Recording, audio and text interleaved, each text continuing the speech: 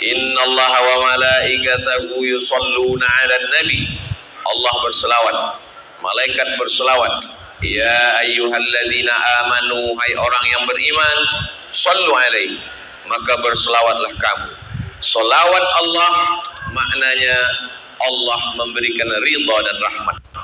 Selawat malaikat maknanya malaikat memintakan ridha dan rahmat kepada Allah untuk Sayyidina Muhammad sallallahu alaihi wasallam. Selawat kita, maka sahabat bertanya, selawat Allah kami dah tahu, selawat malaikat kami pun tahu, bagaimana dengan selawat kami ya Rasulullah? Maka Nabi mengatakan, ucapkanlah Allahumma salli ala Sayyidina Muhammad wa ala ali Sayyidina Muhammad. Maka inna salatakum ma'rudatun alayya, salawat kamu itu dibawa ke makamku di kota Al-Madinah Al-Munawwarah. Lalu kemudian sahabat bertanya, kaifa salatuna ma'rudatun alayka wa qad arimta, bagaimana salawat kami dibawa kepada engkau padahal engkau sudah mati, sudah menyatu dengan tanah? Maka Nabi menjawab, innallaha harramal arda ajsadal anbiya, Allah mengharamkan tanah memakan jasad nabi-nabi. Maka Nabi Muhammad sallallahu alaihi wasallam tidak dimakan cacing tanah. Begitu juga dengan penghafaz Quran, begitu juga dengan para mursyid, para alim, para ulama. Terbukti dengan digalinya beberapa kubur dan orang yang mati syahid ketika peristiwa banjir di pemakaman Bukit Uhud. Lalu kemudian nampaklah pada masa Khalifah Umar bin Khattab, nampaklah ujung kaki daripada Sayyidina Hamzah yang meninggal syahid pada perang Uhud. Agar supaya tidak timbul fitnah, maka ditimbunlah lagi dengan tanah. Padahal dia sudah meninggal pada zaman Nabi.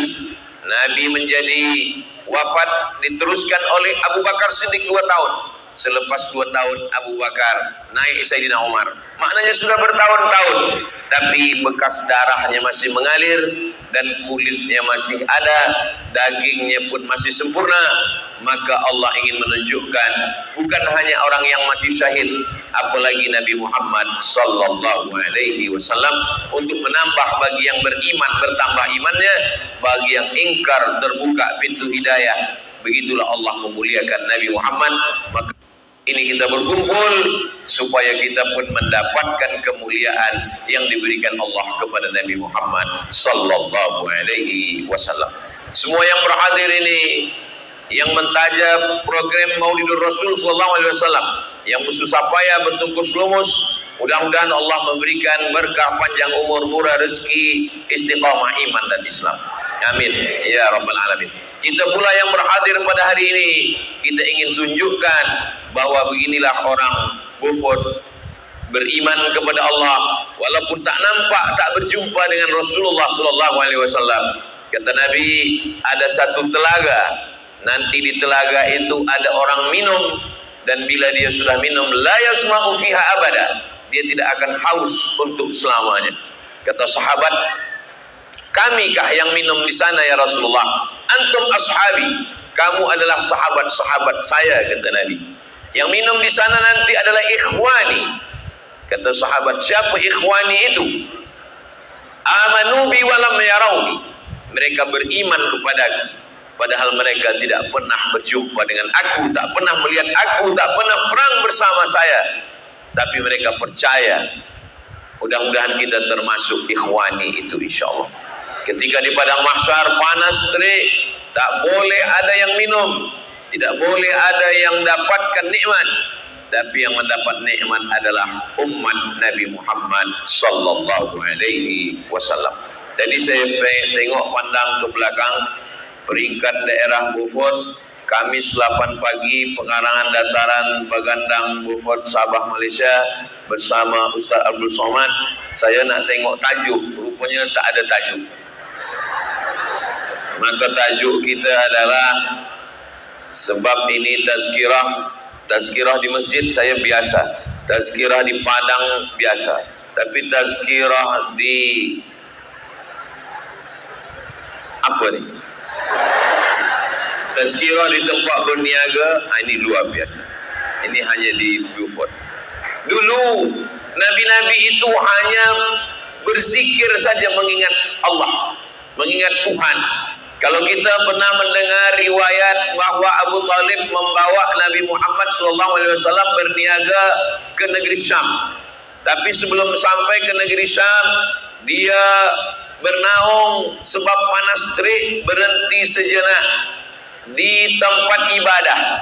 Manusia yang beribadah di dalam itu namanya Bahira. Lalu Nabi SAW dengan Abu Talib berlindung dari panas terik matahari. Lalu kemudian Bahira keluar dari dalam tempat ibadah itu. Karena dulu ahli ibadah memang tak boleh keluar rumah. Makanan dihantar, pakaian kotor diambil, dibagi lagi pakaian yang bersih. Dia hanya di dalam saja beribadah. Nama tempat ibadah itu Som'ah namanya. Lalu kemudian keluar Bahira daripada tempat ibadahnya. Bahira bertanya kepada Abu Talib, siapa budak kecil ini? Kata Abu Talib, ibni, ini anak saya. Kata Bahira, kalau memang betul kitab yang saya baca, maka budak kecil ini bukan anakmu. Kerana budak kecil ini ayahnya sudah meninggal dunia ketika dia dalam kandungan bundanya. Abu Talib terkejut. Dari mana engkau tahu, Bahira? Kerana tadi saya menengok ada 3 tanda. Yang pertama, saya tengok dari tadi awan menaungi dia, dia tak kena panas matahari. Yang kedua, saya tengok pokok kayu bersimpuh sujud kepada dia. Yang ketiga, saya tengok batu-batu pun juga bersimpuh kepada dia. Menurut kitab suci yang saya baca, kalau ada manusia dengan 3 tanda, dia dinaungi awan, dia bersimpuh sujud batu dan kayu, maka dia adalah Nabi akhir zaman yang lahir sebagai yatim, ayah dia sudah meninggal dunia. Kata Abu Talib, memang betul, ini adalah anak saudara saya. Saudara saya namanya Abdullah. Abdullah sudah meninggal ketika anak saudara saya ini masih ada dalam kandungan. Apakah Abu Talib berbohong? Tidak. Kerana kita pun selalu mengatakan kepada anak kemanakan anak saudara. Saya kalau bawa anak saudara saya tazkirah, jamaah bertanya, ini anak Ustaz Somad? Ini anak saya. Saya tak bohong. Sebab kita biasa mengatakan anak saudara kita, anak kita. Menengok anak orang, ingat anak kita. Menengok emak orang, ingat emak kita. Asal jangan menengok bini orang, lupa bini kita. Itu yang tak betul.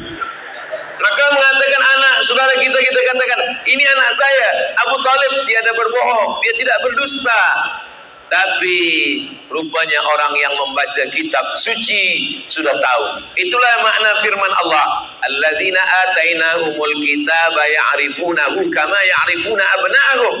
Mereka mengenal Muhammad sallallahu alaihi wasallam sebagaimana mereka mengenal anak kandung mereka sendiri. Jadi masa itu ahli ibadah tidak boleh keluar. Tapi Nabi Muhammad sallallahu alaihi wasallam dia berjalan di pasar, dia pergi ke tempat berniaga dan dia pun berniaga. Bagaimana Nabi Muhammad sallallahu alaihi wasallam berjumpa dengan Sayyidatuna Khadijah? Nabi berjumpa dengan Khadijah bukan pada majlis ta'lim muzakarah, bukan pada majlis tazkirah dan tausiah. Khadijah punya barang-barang dagangan perniagaan, lalu kemudian ada orang lain yang mengambil barang itu, dia tolong untuk menjualkan. Dalam Islam itu disebut dengan mudharabah. Mudharabah, ada orang yang punya uang, ada yang punya barang, lalu ada orang yang menjualkan, nanti hasilnya dia bagi. Apakah 50-50%, apakah 30-70%, itu berdasarkan syura musyawarah, wa amruhum syura bainahum. Setiap kali barang dagangan perniagaan ini dibawa oleh Nabi Muhammad SAW, ini barang-barang laku, tak seperti orang lain yang membawa. Maka Khadijah pun terheran, kenapa bila orang ini yang membawa habis semua? Maka Khadijah ingin menengok, mana dia orang yang membawa perniagaan barang-barang saya ini sehingga laku begitu banyaknya. Saya ingin jumpa dengan dia. Maka ditunjukkanlah, itulah dia orangnya. dia pun terkejut. Rupanya yang membawa itu adalah Sayyidina wa Maulana Muhammad sallallahu alaihi wasallam. Kenapa barang-barang yang dibawa oleh Nabi itu laku? Kerana Nabi itu Sayyidul awwalina wal akhirin, Sayyidul kaunaini was saqalain. Belum lagi membeli barangnya, baru menengok orangnya, orang sudah suka, orang sudah jatuh hati. Saya seandainya ada orang minta tolong ke saya, Ustaz Somad, tolong bantu saya untuk berikan iklan, endorse. Saya nak jual susu. Endorse-nya apa? Bila minum ini nanti badan akan gemuk sikit. Saya tak mau. Kenapa? Karena bila saya jual orang tak percaya. Bila orang tengok, tonton di TikTok, di YouTube, dia tengok, oh macam ini yang jual, badan dia pun kurus. Jadi apa yang kita jual, kita mestilah menarik seperti Nabi Muhammad SAW, membuat orang terpukau. Maka bila ada kita mendengar hari ini lagu Qamarun, Qamarun, Qamarun, Qamarun sidna Nabi, Qamarun. Qamarun artinya bulan. Bulan gelap gulita tapi dia terang benderang. Sekarang orang selalu menyanyikan, melantunkan syair Qamarun. Kalau zaman dulu bukan Qamarun, Tala'al Badru, Tala'al Badru alaina. Kalau bulannya masih 1-2 hari bulan, maka disebut dengan hilal. Hilal, bulan kecil saja. Tapi kalau bulan itu sudah sempurna 15 hari bulan, dia adalah Badar. Nah, jadi Badar ini pun sudah menjadi nama orang-orang Melayu. Ingin seperti Nabi, dikasih nama anak Badarudin Badariah. Nah, mohon maaf kalau kebetulan namanya saya sebut. Nama adalah doa. Sebab dengan doa nama yang baik-baik itu, maka diharapkan dia seperti Nabi Muhammad sallallahu alaihi wasallam. Ada guna nama hilal, ada nama guna Badar, ada nama guna Qamar. Ada nama hilal, ada Badar, ada Qamar. Ketiga-tiganya adalah sifat daripada Nabi Muhammad sallallahu alaihi wasallam. Jadi Nabi sallallahu alaihi wasallam berniaga. Bagaimana Nabi berjumpa dengan Khadijah? Dalam perniagaan. Nabi sallallahu alaihi wasallam punya ayah. Nama ayahnya Abdullah. Abdullah meninggal ketika Nabi 2 bulan dalam kandungan Aminah. Dan ketika itu perjalanan Abdullah adalah juga perjalanan perniagaan. Dia pergi dari kota Makkah, lalu kemudian dia ke kota Yasrib. Namanya belum berubah. Namanya waktu itu masih lagi Yasrib. Itulah sekarang kota Al-Madinah Al-Munawwarah. Dalam perdagangan itu, perniagaan itu, dia meninggal dunia. Ayahnya seorang peniaga, istrinya seorang peniaga, dia juga seorang peniaga. Muhammad, anak Abdullah, anak Abdul Muttalib, anak Hashim, anak Abdi Manaf, anak Qusay. Qusay datuk dia yang kelima. Abdullah, Abdul Muttalib, Hashim, Abdi Manaf, Qusay. Qusay juga seorang peniaga. Jadi yang membina rumah besar di kota Makkah Al-Mukarramah, nama rumah itu Darun Nadwah. Dar artinya rumah, Nadwah tempat berkumpul. Darun Nadwah, rumah paling besar tempat berkumpul, itu dibina oleh datuk Nabi yang kelima. Abdullah, Abdul Muttalib, Hashim, Abdi Manaf, Qusay. Qusay juga seorang peniaga. Qusay peniaga, Abdullah peniaga, Khadijah peniaga, Nabi Muhammad SAW peniaga. Ketika turun ayat yang mengharamkan riba, riba yang pertama diharamkan adalah riba Abbas. Abbas pakcik Nabi juga peniaga. Jadi kalau kita hitung kira dari keliling keluarga Nabi SAW, Abdullah peniaga, Abdul Muttalib yang memberikan air minum. Semua jamaah haji yang datang disediakan air minum, dan dialah yang memegang kunci Ka'bah. Abdul Muttalib juga peniaga. Abdullah peniaga, Abdul Muttalib peniaga, Qusay peniaga, Khadijah peniaga, Abbas peniaga. Muhammad sallallahu alaihi wasallam berniaga. Jadi kalau ada di antara kita yang berniaga, maka dia sudah melaksanakan sunnah Nabi Muhammad sallallahu alaihi wasallam. Jadi yang di hadapan saya ini, encik puan tuan semua yang berniaga, mungkin sebab maulid ini tutup tempat niaga, atau memang buka selepas tazkirah Maulidur Rasul sallallahu alaihi wasallam, maka berniaga ini juga adalah bagian dari sunnah. Kalau kita baca sejarah Islam, bagaimana dulu para ulama dari Jazirah Arab datang ke bumi Melayu, maka mereka juga melalui perniagaan. Mereka datang membawa barang-barang, lalu kemudian mereka membawa rempah-rempah kembali lagi ke Jazirah Arab, bertemunya itu dalam perniagaan. Umat Islam tidak boleh meninggalkan perniagaan. Sekarang banyak orang ketika dia sudah bertaubat, selepas dia berhijrah, selepas dia mengaji, lalu dia tinggalkan perniagaan, dia sibuk berzikir, membaca Yasin, membaca Quran, berzikir, tahlil, lalu meninggalkan perniagaan. Selepas itu perniagaan diambil oleh orang lain. Maka dalam Islam diajarkan at-tajir peniaga, as-sadiq yang jujur, al-amin amanah.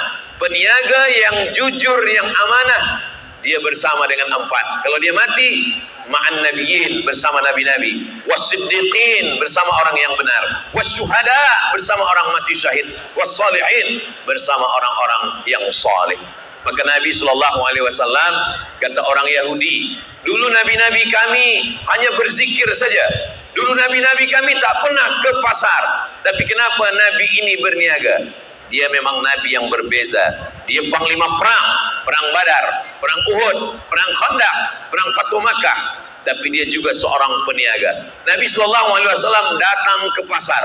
Selepas itu dia masuk ke tempat perniagaan, dia masukkan tangannya ke dalam kurma, ke dalam gandum. Gandum yang di luar ni kering, yang di dalam ni basah. Maka gandum yang basah busuk, gandum yang basah bercendawan, tidak lagi boleh dipakai untuk dimasak. Lalu ditutup di luarnya dengan gandum yang kering. Nabi SAW memasukkan tangannya ke dalam, lalu Nabi bertanya kepada yang menjual gandum, "Ma hadza ya sahibat ta'am?" Hei kamu yang berniaga gandum, kenapa yang basah, yang busuk kamu simpan di dalam? Lalu yang di luarnya kamu bagi yang kering. Apa kata yang berniaga? Asabahul matar, kena hujan ya Rasulullah. Kalau saya nampakkan yang basah kena hujan ini tak laku, orang tak nak beli, maka saya tutupi dengan yang kering. Maka keluarlah hadis Nabi sallallahu alaihi wasallam, "Man ghasyana falaysa minna." Siapa yang menipu, siapa yang membohong, siapa yang membuat penipu, tipu-tipu, falaysa minna, maka dia bukan umat Nabi Muhammad sallallahu alaihi wasallam. Jadi dalam Islam banyak orang baik ketika sedang sembahyang, banyak orang baik ketika sedang haji, banyak orang baik di bulan Ramadan, tapi banyak orang yang curang ketika di tempat perniagaan. Maka Islam mengajarkan kita, Allah yang kita sembah di masjid, Allah yang kita sembah di padang Arafah, Allah itu juga yang mengawasi kita, yang memperhatikan kita di tempat perniagaan. Itulah kenapa pagi bila kita masuk ke tempat niaga, kita baca ayat kursi. Banyak orang mengatakan membaca ayat kursi itu untuk menjaga perniagaan daripada sihir, daripada jampi-jampi, daripada magic, daripada kejahatan orang. Tapi sebenarnya dua-duanya betul. Dia untuk yang luar menjaga daripada sihir orang lain, tapi ke dalam sebagai peniaga dia merasa sedang diperhatikan Allah. Yang memberikan saya tempat berniaga ni Allah. Adakah Tuhan selain dia? La ilaha illa huwa. Kalau saya sekarang hidup, dia maha hidup, Al-Hayyu. Kalau sekarang saya hidup, dia mengatur kehidupan saya, Al-Qayyum. Dan dia tidak mengantuk. Kalau saya takut curang, takut bohong, takut tipu, kerana ada kamera CCTV, maka yang mengawasi saya bukan CCTV. Yang mengawasi adalah dia. La ta'khudhuhu sinatun wala naum. Kalau sekarang saya kaya raya, saya punya tempat bisnis, maka dia maha kaya. Lahu ma fis samawati wa ma fil ard. Kalau sekarang saya boleh ditolong oleh orang lain, nanti tidak ada yang boleh menolong saya. Man dzalladzi yashfa'u 'indahu illa biizni. Kalau sekarang saya tipu, saya buat bohong, saya buat dusta, orang tak tahu, saya bungkus, saya timbang, selepas itu mereka bawa pulang ke rumah, selepas itu dia tidak mau komplain sebab jauh, sebab dia tidak ingin bertengkar berkelahi, maka sesungguhnya ya'lamu ma baina aydihim wa ma khalfahum. Allah tahu apa yang berbisik dalam hati, Allah tahu apa yang terlintas dalam fikiran. Ya'lamu ma baina aydihim wa ma khalfahum wa la yuhituna bi syai'in min ilmihi illa bima syaa' wasi'a kursiyyuhu as-samawati wal ard wa la ya'uduhu hifdzuhuma wa huwal 'aliyyul 'azim. Ini baik dibaca pagi di tempat kita awal berniaga supaya dijaga Allah daripada sihir, dan Allah juga menjaga hati kita supaya kita tidak curang dan tidak jahat. Yang namanya sihir datang macam-macam. Orang jahat, dia ambil tanah kuburan, dia ambil air memandikan jenazah, dia siramkan ke tempat kita berniaga. Maka bila orang lalu, orang tidak nampak tempat niaga kita. Orang lalu mestinya dia membeli barang perniagaan kita. Tapi bila dia lalu tempat kita, dia bukannya nak singgah membeli, dia bacakan assalamualaikum ya ahlal kubur. Kenapa?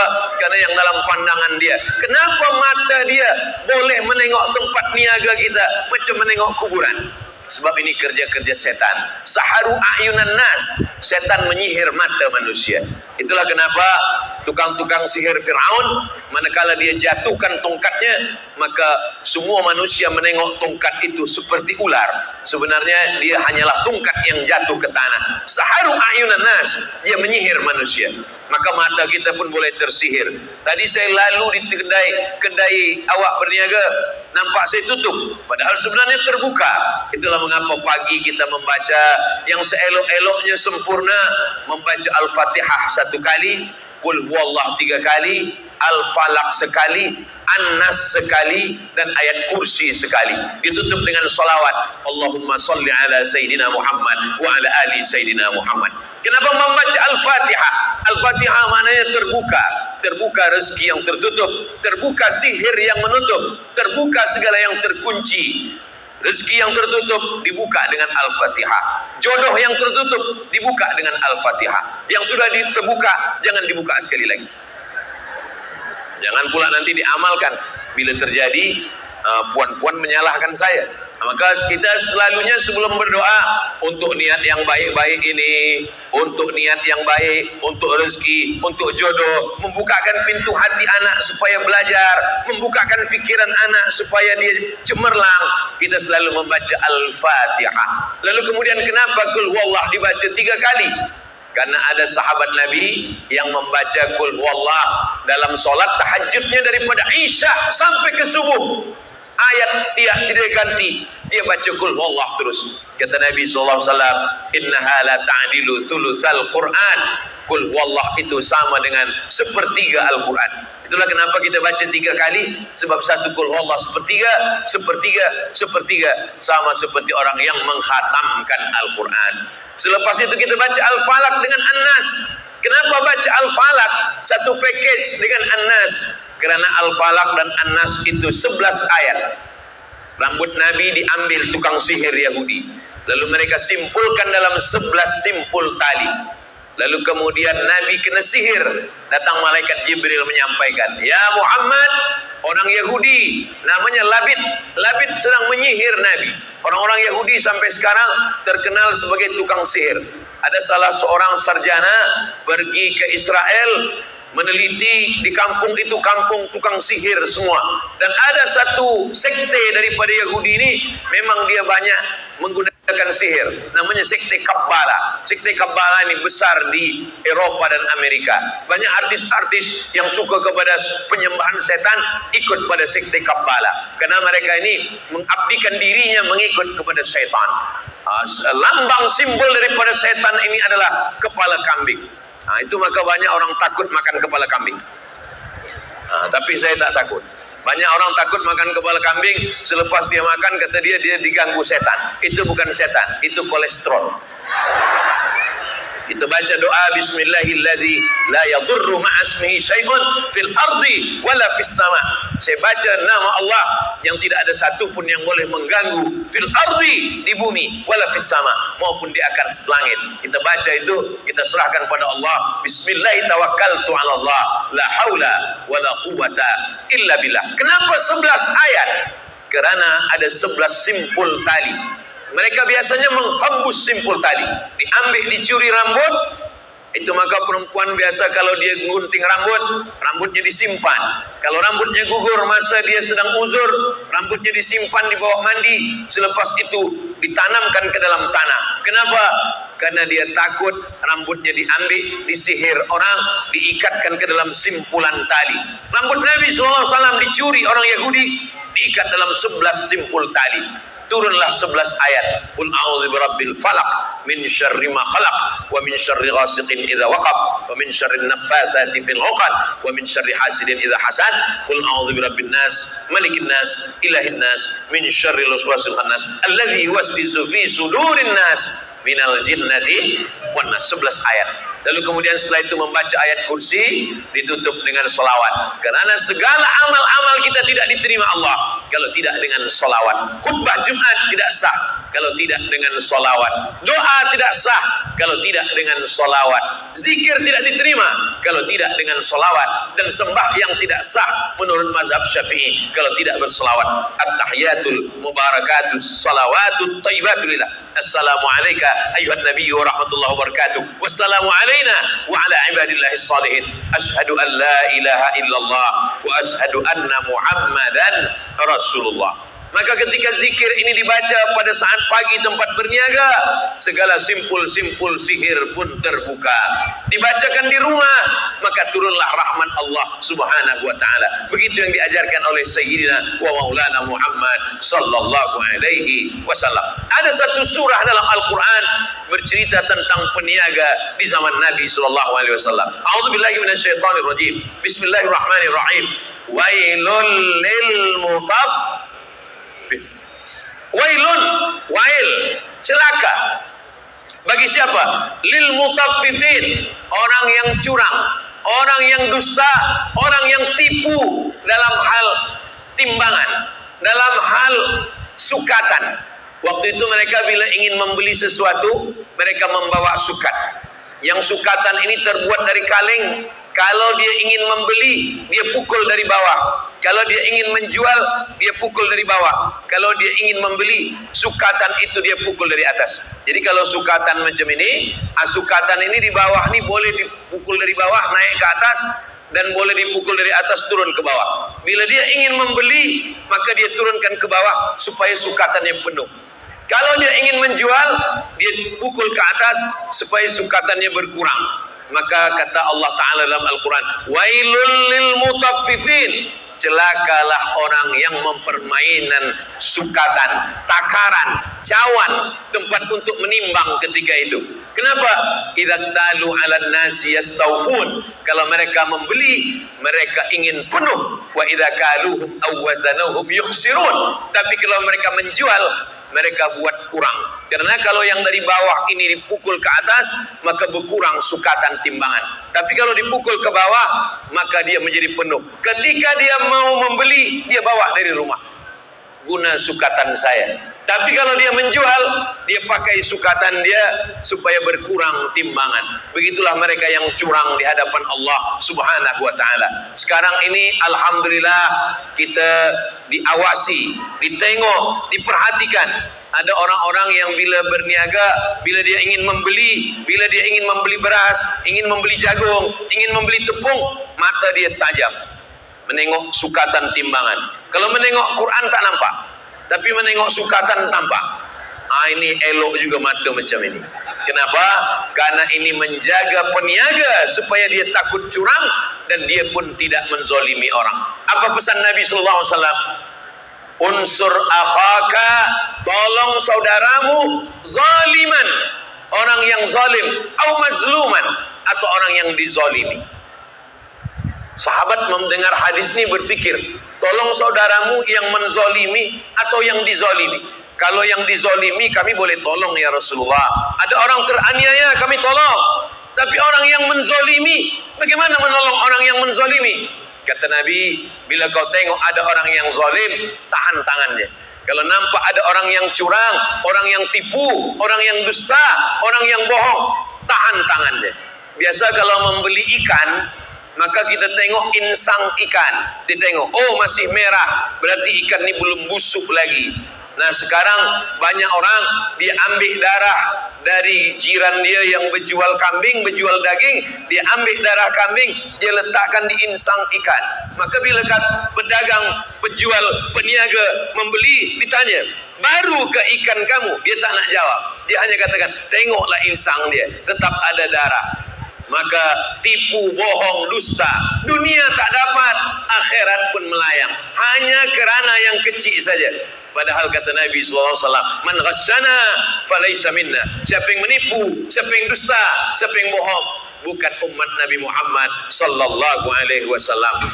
Uang yang didapatkan daripada dusta, bohong, tipu dibawa ke rumah, dibelikan untuk makanan anak, istri, diberikan untuk keluarga, maka yang kita berikan adalah barang-barang yang haram. Kata Nabi sallallahu alaihi wasallam, kulu, makanlah min thayyibat, makanlah yang baik-baik saja. Bersedekah untuk masjid, tapi dari barang yang haram. Apa kata Allah? Wa anfiqu, berinfaklah min thayyibat, yang baik-baik saja. Innallaha thayyibun, Allah maha baik. La yaqbalu illa thayyiban, Allah tidak menerima kecuali yang baik-baik saja. Nanti bila kita mati menghadap Allah, kita akan ditanya. Encik, puan-tuan, hadirin hadirat, semua hafaz ayatnya. La tus'alunna yawma idzin anin na'im. Kamu semua akan ditanya tentang nikmat Allah subhanahu wa ta'ala. Kalau kerusi dah datang, itu maknanya saya dah tazkirah setengah jam. Kalau air datang, itu 15 menit. Kalau kerusi datang, 30 menit. Maknanya Ustaz Somad, kalau nak minum, minumlah. Kalau segan minum, tegak duduk. Itu maksud. Yang boleh diambil, yang boleh diingat, insya Allah. Tadi selama 1 jam Ustaz Somad, banyak yang Ustaz sampaikan saya tak boleh ingat. Jangankan puan-tuan yang mendengar, saya yang menyampaikan pun tak ingat. Nah, jadi jangan sangka semua yang saya sampaikan ini saya ingat. Tapi alhamdulillah, Allah tolong kita. Allah ciptakan ada manusia. Manusia ini membuat alat sehingga apa yang saya sampaikan ini direkodkan dan nanti akan diupload. Boleh ditonton ulang di channel Ustaz Abdul Somad Official. Jangan lupa subscribe, like, share, and comment. Kami susah kami nak tengok tazkirah Ustaz Somad banyak betul. Ada yang di Brunei Darussalam, ada yang di Sarawak, ada yang di Sabah, ada yang di Semenanjung, ada yang di Sumatera, ada yang di Kalimantan, ada yang di Sulawesi, ada yang di Jawa. Ini tazkirah ni yang mana? Kalau nampak nanti ada tempat niaga, itu di Beaufort. Nah, mudah saja mengingatnya. Kalau nanti nampak di tempat tazkirah itu, nampak ada khas, ini adalah Ustaz Abdul Somad semasa berada di Beaufort, dan ini menjadi ingatan yang luar biasa buat saya dan buat datuk-datuk, datin-datin, adun-adun, buat kita semua insyaAllah. Ini karena kemuliaan Maulidur Rasul sallallahu alaihi wasallam. Untuk apa kamu berniaga? Saya berniaga hanya nak cari makan saja, Ustaz Abdul Somad. Baik, tak salah. Tapi berniaga mesti lebih dari setakat makan. Kenapa? Man bana masjidan. Siapa yang membina masjid, manallah mislahu baitan fil jannah. Allah benakan untuknya satu tempat di surga. Kalau kita hanya membina rumah kita saja, rumah anak kita, baik. Tapi yang paling elok adalah membina masjid. Jadi kenapa orang Islam berniaga? Karena dia ingin membina masjid. Peniaga-peniaga yang muda-muda, yang belia-belia, maka rezekinya berlimpah, nanti benakan masjid. Saya dah bina masjid Ustaz Abdul Somad, Masjid Al-Ikhlas, Masjid Al-Taqwa, Masjid Al-Muhajirin, Masjid Al-Tijarah. Masjid apa lagi nak saya buat? Benakan satu lagi masjid. Masjid apa namanya? Masjid As-Somad. Untuk mengenal Abdul Somad. Nah, baik, apa salahnya saya berjumpa dengan seorang peniaga, jamaah kita juga. Umur dia sudah 85 tahun. Jadi saya tanya, Tuan Haji, apa yang membuat Tuan Haji panjang umur, sehat badan? Ini sudah takdir Allah Subhanahu wa taala, Pak Ustaz. Ada amalan-amalan khas kah? Amalan saya berniaga, pikiran saya terus bekerja, dan sampai hari ini saya tulis dengan tangan sendiri. Dia tunjukkan buku tulisan tebal. Dia tak guna laptop, dia tak guna komputer, dia tak guna handphone, dia guna tulis sendiri. Dan dia bina masjid. Saya setiap bina masjid, saya berdoa pada Allah, ya Allah, jangan matikan saya sebelum masjid ini selesai. Dan alhamdulillah sampai sekarang masjidnya tak saya selesaikan, Ustaz Somad. Nah, macam mana Tuan Haji boleh macam itu? Jadi bila satu masjid ni dah nak selesai, dah finishing, nak selesai, dia bina satu masjid lagi. Jadi masjid tu tak selesai. Jadi saya setiap tempat, saya ni suka bertanya, apa amalan-amalan orang. Di satu kota saya jumpa lagi dengan seseorang, umur dia lebih 80 tahun. Lalu saya tanya, apa amalan Tuan Haji? Saya berniaga, Ustaz.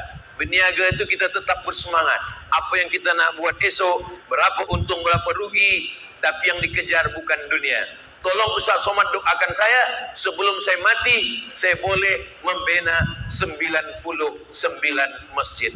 Rupanya dia dah bangun masjid 1, 2, 3. Jadi kalau ditanya, apa beza kita yang percaya kepada Allah dengan orang yang tak percaya kepada Allah, tak percaya dengan akhirat? Dia berniaga, kita berniaga. Bezanya, dia berniaga untuk dunia. Sedangkan kita orang Islam, berniaga kita, Rabbana atina fid dunya hasanah wa fil akhirati hasanah wa qina adzabannar.